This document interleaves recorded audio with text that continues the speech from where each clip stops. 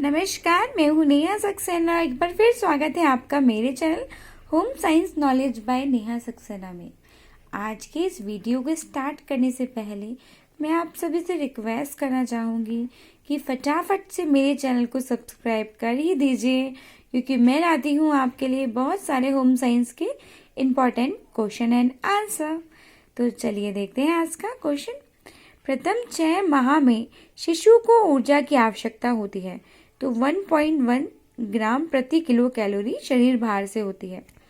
किशोरों के संवेग होते हैं तो किशोरों के संवेग तीव्र व क्षणिक होते हैं बच्चों।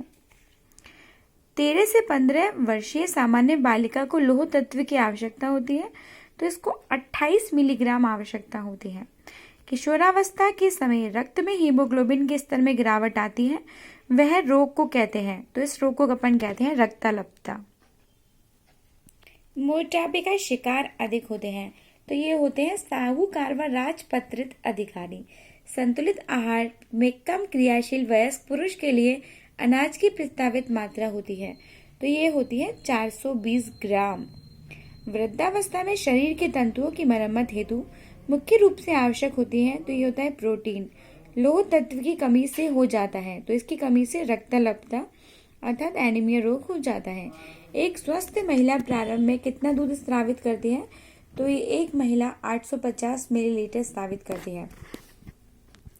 धात्रीवस्था 0 से 6 माह में प्रतिदिन के आहार में ऊर्जा की आवश्यकता बढ़ जाती है तो ये 550 किलो कैलोरी बढ़ जाती है।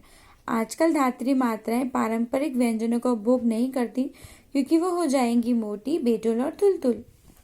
दीर्घकालीन दस्त के रोगी को कैसा आहार देना चाहिए तो इसको रेशे विहीन आहार देना चाहिए। अल्पकालीन दस्त की अवधि होती है तो यह अवधि 24 से 48 घंटे होती है बच्चों। खाद्य पदार्थ में मिलावट की रोकथाम हेतु आवश्यक है तो ताजे व कम से कम प्रसंस्कृत खाद्य खरीदें। खाद्य मिलावट निषेध अधिनियम होता है तो ये FSSAI होता है। अब एग्जामिनेशन में आया था 2019 में कि जल का pH मान कितना होता है तो 6.5 से 8.5 के बीच में। यदि जल में सूक्ष्म जीवाणु और रोगाणुओं की उपस्थिति हो तो उसे किस प्रकार से जल कहते हैं तो ये कहते हैं संदूषित। जल में कीटाणुओं को नष्ट करने के लिए कौन सी विधि अपनाई जाती है तो अल्ट्रावायलेट किरणों द्वारा। आग बुझाने वाले व्यक्ति के लिए वस्त्र होने चाहिए तो आग अवरोधी। दुख एवं शोक के समय वस्त्र होने चाहिए तो सफेद एवं हल्के रंग के।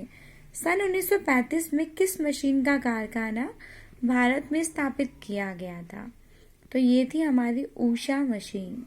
धागा लपेटने वाली फिरकी को कहते हैं तो इस फिरकी को कहते हैं बच्चों बॉबिन। ठीक है। वस्त्र की उत्तम सिलाई के लिए आवश्यक चरण है तो नाप लेना, ड्राफ्टिंग करना, लेआउट करना, उपरोक्त सभी। सीवन जांचने हेतु पोशाक को कहते हैं तो उसे उल्टा कहते हैं। तैयार पोशाक होनी चाहिए आरामदायक। वनस्पति धब्बे होते हैं, ये होते हैं हल्दी। ठीक है। औषधि वर्ग का धब्बा है तो बच्चों औषधि वर्ग का धब्बा है हमारा जांतव, वनस्पतिक, खनिज, उपयुक्त सभी। तो बच्चों आज के वीडियो में इतना ही। मिलते हैं नई वीडियो के साथ। पसंद आया तो तुरंत लाइक कर देना।